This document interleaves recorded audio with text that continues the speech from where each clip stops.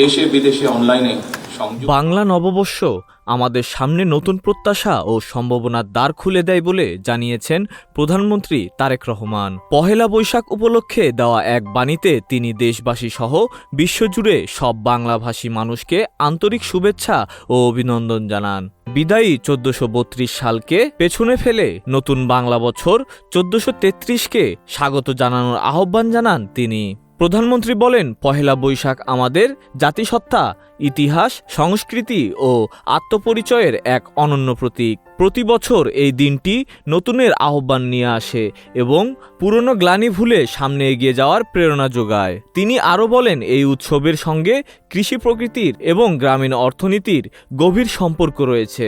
আধুনিক প্রযুক্তির যুগেও কৃষকরা প্রকৃতির সঙ্গে সামঞ্জস্য রেখে ফসল উৎপাদনের সময় নির্ধারণ করেন। বৈশাখী মেলা, শোভাযাত্রা ও হালখাতার মতো ঐতিহ্যবাহী আয়োজন আমাদের সংস্কৃতির বৈচিত্র্য তুলে ধরে এবং সমাজে ঐক্য ও সম্প্রীতির বার্তা ছড়িয়ে দেয় বলেও উল্লেখ করেন তিনি। প্রধানমন্ত্রী বলেন, সাম্প্রতিক জাতীয় নির্বাচনের মাধ্যমে গঠিত নতুন সরকার দায়িত্ব নিয়েই জনগণের জীবনমান উন্নয়নে কাজ শুরু করেছে।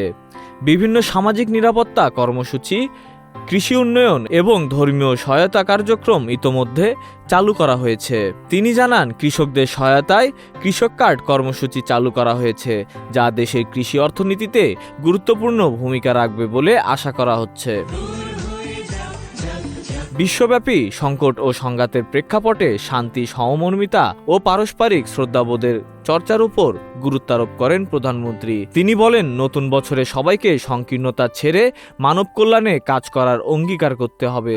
নববর্ষ উপলক্ষে দেশবাসীর সুখ, শান্তি ও সমৃদ্ধ কামনা করে তিনি আবারও সবাইকে শুভেচ্ছা জানান। Desk report, news flash 71।